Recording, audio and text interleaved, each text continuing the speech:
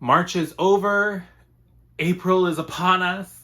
So let's wrap up everything that I managed to get to in the month of March. So let's chat about it.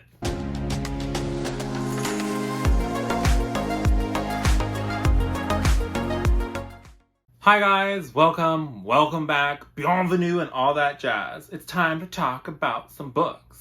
Or in particular, I am talking about I believe it's 8 books that I managed to read in the month of March.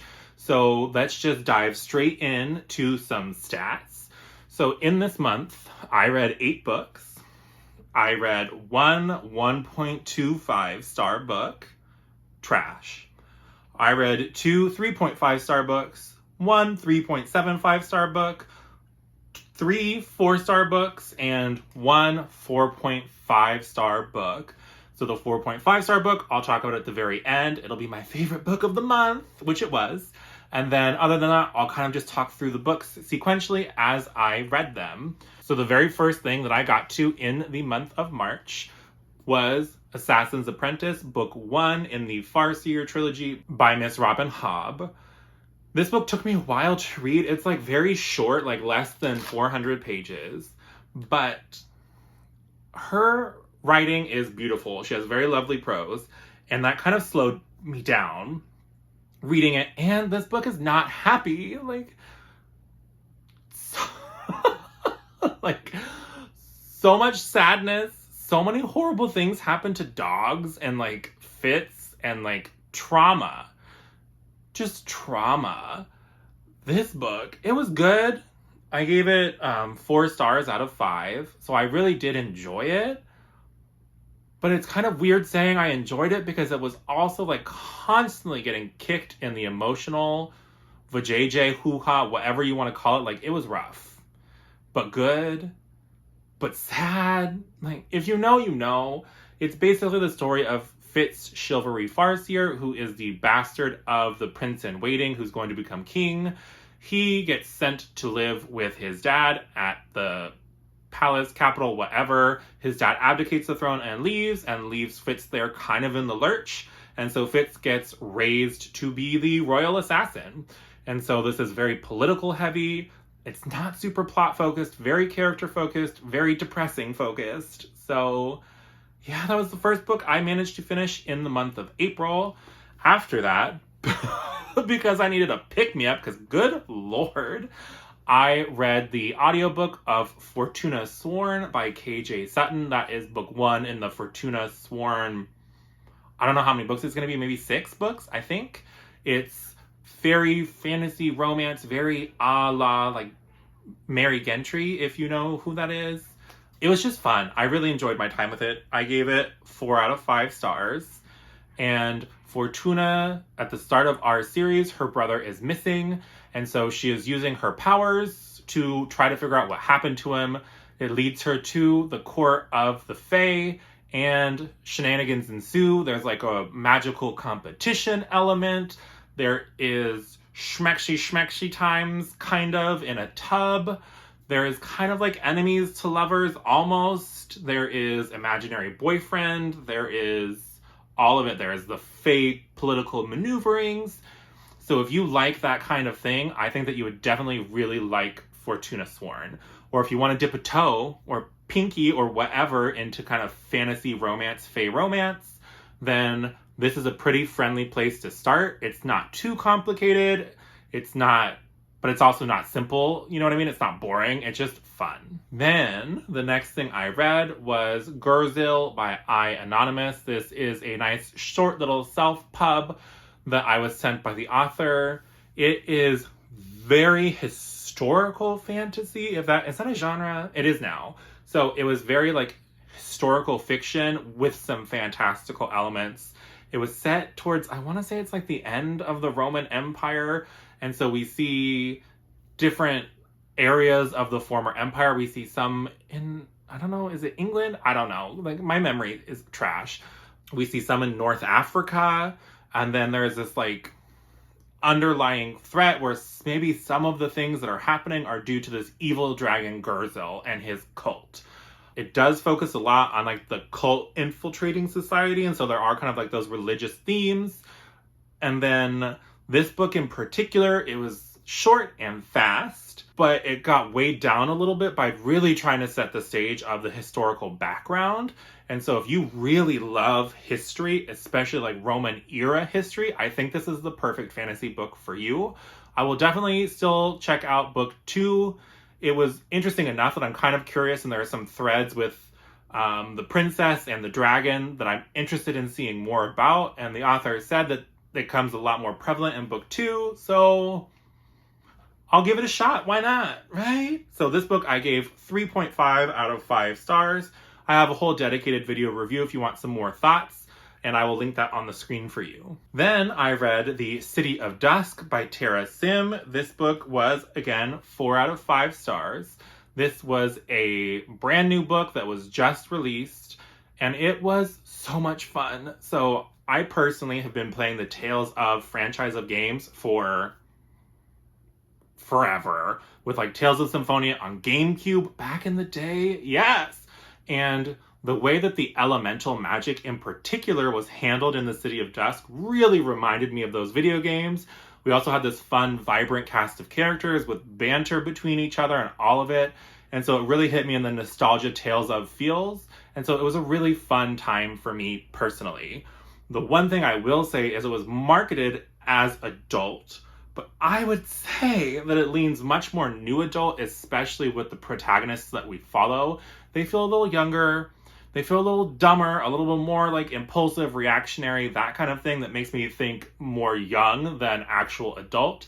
Not to say that everybody in adult books doesn't do stupid shit, like they obviously do, but just to put it out there, that it definitely felt a little bit younger than I was thinking, but it was so good. Again, I have a full dedicated video review of this book, so if you want more information on the City of Dusk, I will link it, and you can check it out. Then we have the buddy read that like snuck its way in, and that was House of Sky and by Sarah J. This book made me so friggin' mad. Never have I ever read 600 pages. So let's see. It was about here.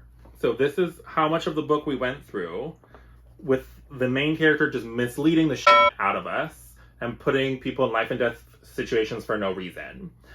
Then we have some moping, some weird, awkward, balls tightening, sexual bullshit tension.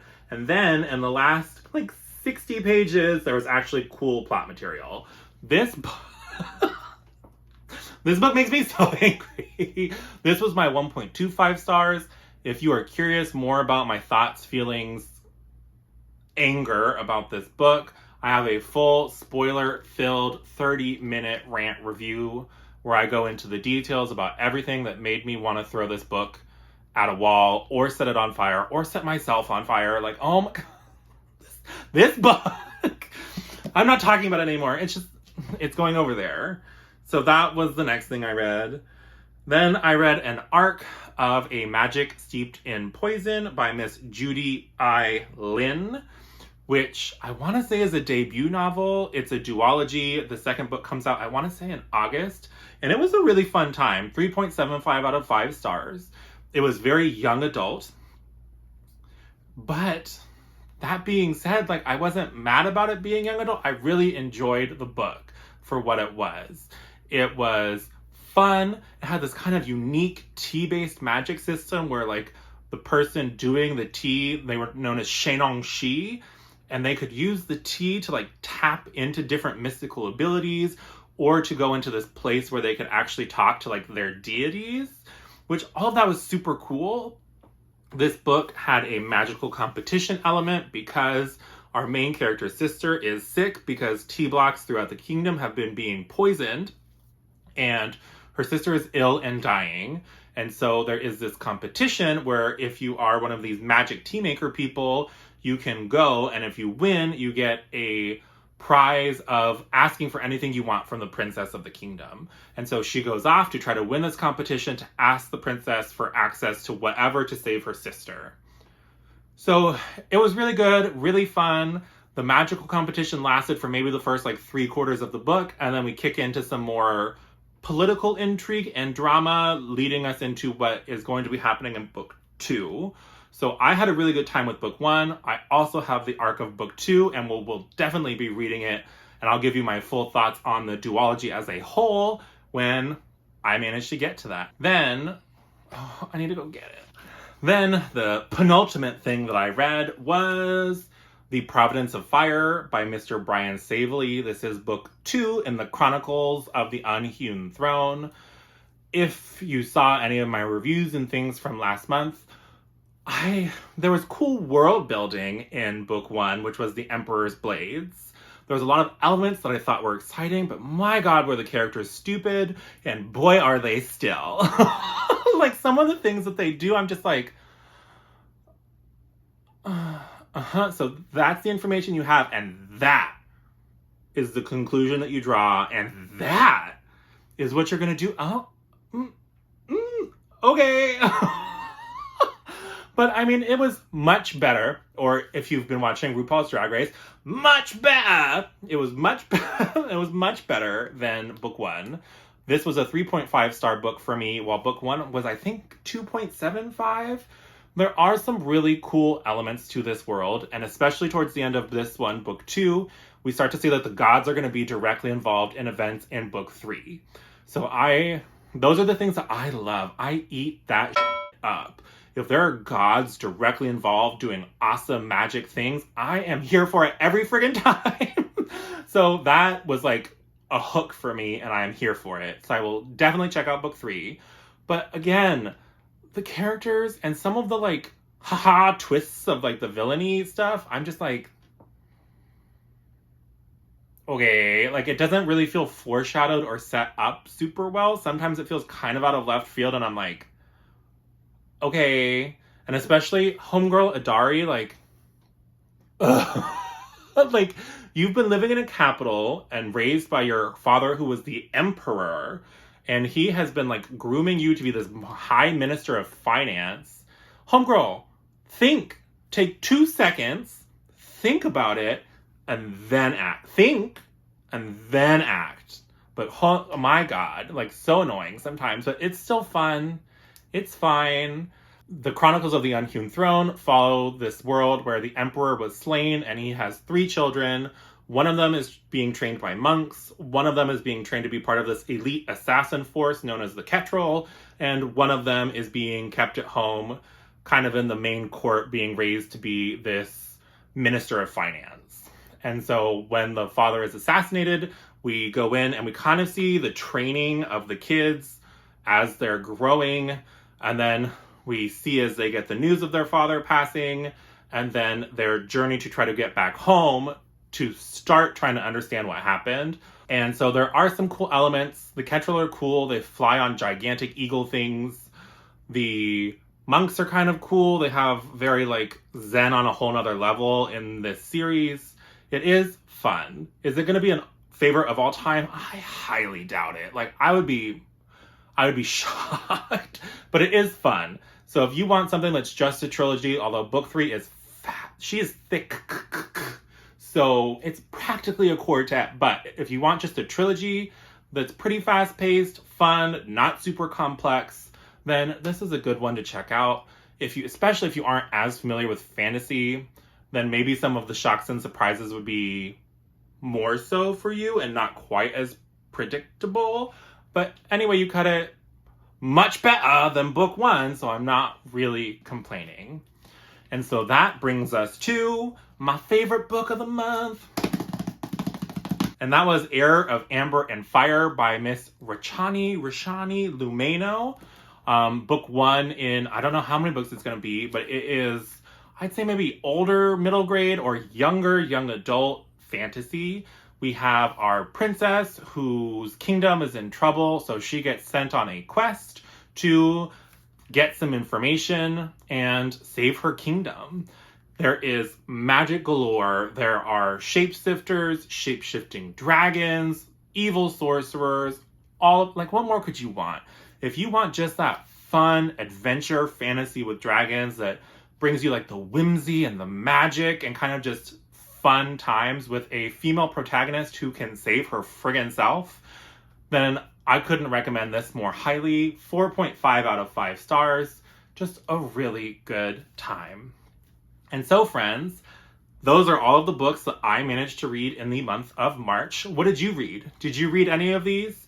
I also had a buddy read on my channel on my Discord for Malice by John Gwynne, but I didn't finish that in the month of March. I recently finished it in the very first few days of April, and so that I'll include on my April wrap-up, but it's good. But did you read any of these books?